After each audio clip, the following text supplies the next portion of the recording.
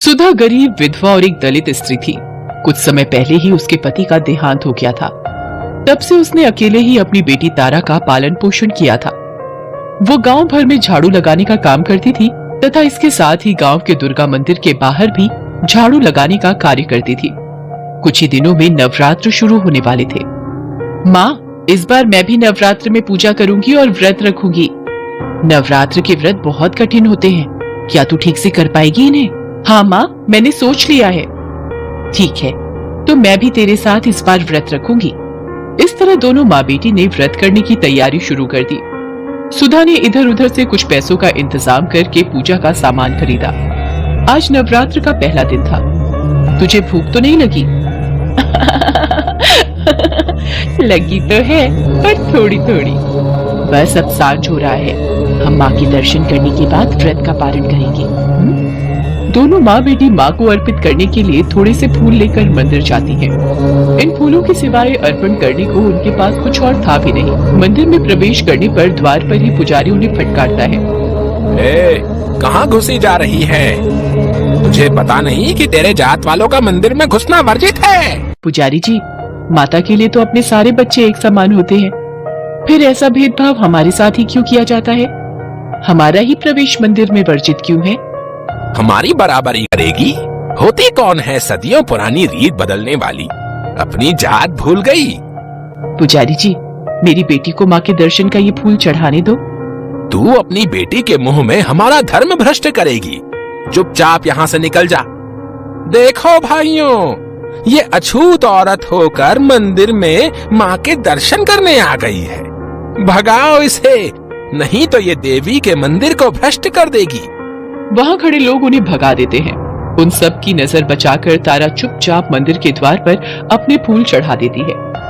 दर्शन न होने के कारण दोनों माँ बेटी भारी मन से घर लौट आती हैं। अगले दिन जब पुजारी मंदिर खोलता है तो देखता है कि कल के चढ़ाए सारे फूल मुरझा गए हैं, मगर द्वार के पास पड़े फूल अभी भी ताजे हैं। आश्चर्य, मंदिर तो मैंने अभी अभी खोला है।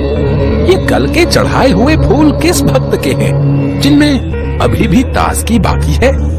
ये बात सारे गांव में फैल जाती है। सब अपने आप को माता का भक्त साबित कर रहे थे। वे बता रहे थे कि फूल उनके द्वारा चढ़ाए गए हैं। इन सब से बेखबर सुधा और तारा अपनी भक्ति में मगन थी। दोनों सच्चे मन से माता की पूजा करती थी। इसी तरह दिन बीतते गए और महाअष्टमी भी आ गई। सुधा और तारा ने माता को भोग लगाने के लिए थोड़ी सी पूरियां, चने और हलवा बनाया था। इन सब सामग्रियों को उसने बहुत ही मेहनत से इकट्ठा किया था। तारा, आ जाओ, व्रत के पारण का समय हो गया है। दोनों माँ बेटी अभी खाने बैठी ही थी कि बाहर से किसी बूढ़ी औरत की आवाज आती है। अरे, कोई इस बुढ़िया को भी कुछ खाने को दे दो, 2 दिनों से कुछ नहीं खाया है मैंने। तारा और उसकी माँ बाहर देखते हैं। एक बेहद कमजोर और बूढ़ी औरत लाठी का सहारा लेकर वहाँ खड़ी थी। उसे देखकर उनके मन में दया उमड़ आती है। वो अपना सारा खाना उस बुढ़िया को खिला देती है।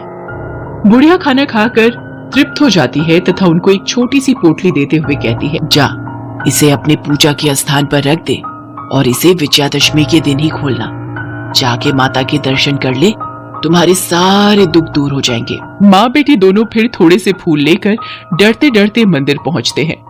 अरे अछूत कहीं की, तुम दोनों फिर यहाँ आ गई? ये अछूत होते ही ऐसे हैं, जो एक बार में बात ही नहीं समझते। पुजारी जी, माता ने कभी आकर मना नहीं किया हम लोगों को। आपके जैसे धर्म के ठेकेदार ही हमें मंदिर जाने से रोकते हैं। मुझे इतना पता है कि माता के दरबार में सब बराबर होते हैं। उनकी नजरों में कोई छोटा बड़ा नहीं होता। अब तू मुझे पंडिताई का पाठ पढ़ाएगी? वो मंदिर में आए और लोगों की ओर देखकर कहता है। अरे भाइयों, देखो, ये अछूत फिर से मंदिर में घुसने आ गई है। इससे पहले ये देवी के मंदिर को दूषित करे, उससे पहले इस कचरे को निकाल बाहर करो। सारे लोग उन्हें वहाँ से खदेड़ने लगते हैं जैसे वो कोई जानवर हो। इस भाग दौड़ में तारा के फूल मंदिर के प्रांगण में गिर जाते हैं। अगले दिन जब लोग मंदिर में जाते हैं तो वो देखते हैं कि तारा के गिरे हुए फूल अभी तक ताजे हैं। लगता है ये माँ बेटी जरूर कोई डायन या जादूगरनियां हैं। उन्होंने ही मंदिर पर जादू किया हुआ है। भाइयों, इन्हें पकड़कर यहाँ लाना होगा। उनका फैसला यहाँ देवी के सामने होगा। लोग दोनों माँ बेटी को पकड़कर मंदिर लाते हैं। सच सच बताओ कि तुम लोगों ने यहाँ क्या जादू कर रखा है? हम यहाँ इतनी भक्ति से माँ की पूजा करते हैं, हमारे फूल तो मुरझा जाते हैं, और तुम अछूत जात की औरतें जो मंदिर में प्रवेश करने के लायक नहीं हैं, उसके फूल कैसे ताजे रहते हैं? हमने कुछ नहीं किया है पुजारी जी, हम कोई जादूगरनी नहीं है। लगता है ये ऐसे मुंह नहीं खोलेगी। बेचारी सुधा वहीं गिर जाती है। तारा दौड़कर अपनी माँ से लिपट जाती है। तभी वहाँ अचानक तेज आंधी चलने लगती है। सारी सजावट भरे पंडाल उजड़ जाते हैं और दीप बुझ जाते हैं। उसके बाद लोगों की आंखें आश्चर्य से फट जाती हैं। उनके सामने साक्षात माँ दुर्गा प्रकट होती है। किसने कष्ट पहुँचाने की हिम्मत की मेरे भक्त को? बताओ कौन है वो पापी? पुजारी और गांव वालों की घिघी बन जाती है। पुजारी दौड़कर सुधा के पास जाता है और उससे कहता है, हमसे बहुत बड़ा अपराध हो गया है सुधा, हमें माफ कर दो। उधर माँ का क्रोध जारी था। तुम लोग क्या सोचते हो कि भक्ति सिर्फ इस सजावट और पंडाल से ही होती है? अरे भक्ति सीखनी है तो मेरी इस भक्त से सीखो।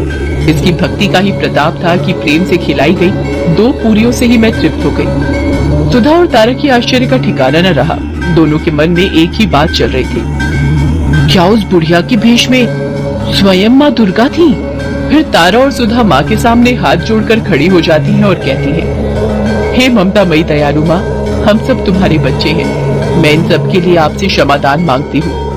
हमारे पापों को क्षमा करें और हमें अपने चरणों में शरण दो। सुधा और तारा के इस प्रकार माफी मांगने से देवी का क्रोध शांत हो जाता है।